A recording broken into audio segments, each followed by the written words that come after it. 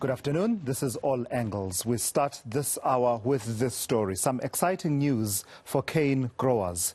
In a sweet surprise, the Trade and Industry Minister Ebrahim Patel has announced a relief fund for 192 growers. It will be paid to those who lost crops due to recent looting and riots. The sector suffered a bitter loss of 84 million rand. The CEO of South African Cane Growers Association, Thomas Funke, joins me now from Durban to give us a sense of how welcome that relief is. Mr. Funke, thank you for your time. So I imagine that this must be welcome relief, particularly because you would know better than I do that there was a need for this kind of reprieve.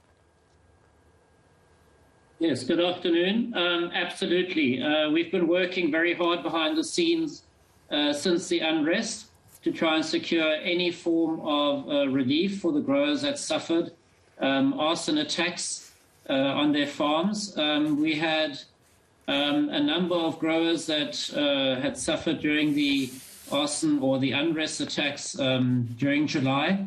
A total of 550,000 tons of cane were burned during that time. And what had happened is that some of that cane actually got to the mills and was crushed and converted to sugar. But a lot of it, 135,000 tons, didn't make it to the mills. And that is now this relief package that the IDC and Minister Patel through the DTIC have put together for the cane farmers. What's your understanding of how it will all work, Mr. Funke? Where exactly will it come in to assist cane growers? That's a very good question. We're working on the details, but essentially the relief package can only be used to bring the businesses of these affected sugarcane growers back into production. So very similar to, for example, a shop that was looted. You're going to try and rebuild that shop. In our case, we're going to try and reinvest into those farms and make sure that next year the cane is ready to be harvested for food production or sugar production. So that's the thinking, and we'll run it through the industry processes to ensure that that money reaches the beneficiaries and is also applied to their businesses. Roughly how many sugarcane growers do you expect will be able to benefit? How many farms? And at what scale? Have you started crunching those numbers? Yeah, we have definitely. So 191 growers are currently on that list, and that essentially translates into 191 farms. Approximately 40% of those farmers are small-scale farmers, or projects where small-scale farmers farm together. So we are very happy that they will also be receiving some of this relief, because as you can imagine, they were hit very hard. They only deliver certain tonnages during the year, and if all of that is destroyed, it affects their livelihoods very badly.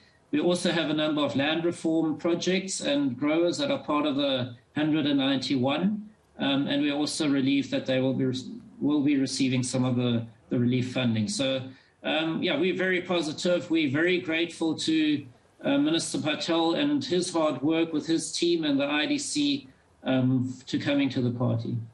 Paint a picture for us, Mr. Funke, of the impact of the looting and violence that we saw, particularly on your sector, because, you know, at the time there was so much happening.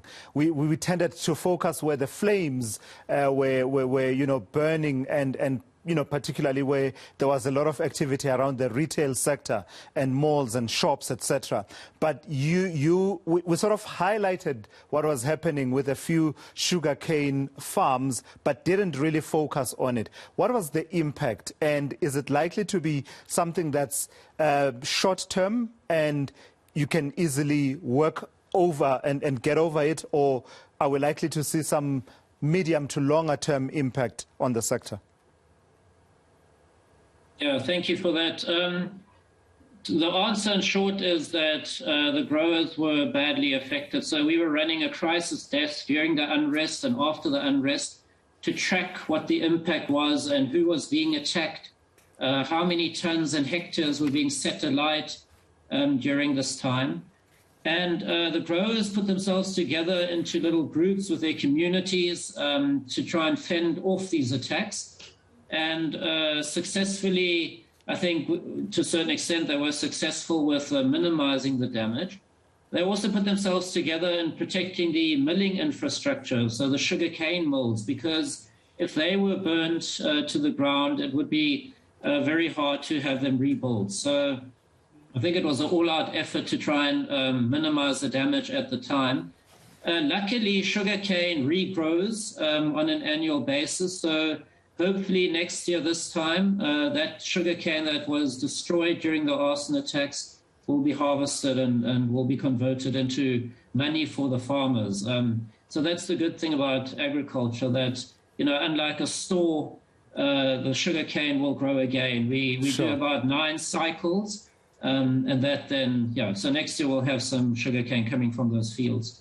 Lastly, then, I've got to ask, for all those who take some sugar with their tea or coffee, are we likely to see any impact from that perspective in terms of the value chain?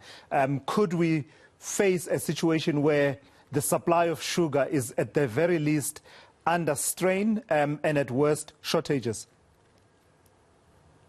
Yeah, I think the unrest has definitely impacted on the availability of sugar. We lost at least 3 or 4 weeks of production, of optimal production during our season. So stocks are relatively tight at this stage, but we are confident that we will be able to supply the demand in South Africa. We've stopped all exports of sugar in order to ensure that there's enough stock in South Africa and that we don't have a shortage. So we're quite confident that we can do that, but stocks are tight, and that's largely due to the unrest.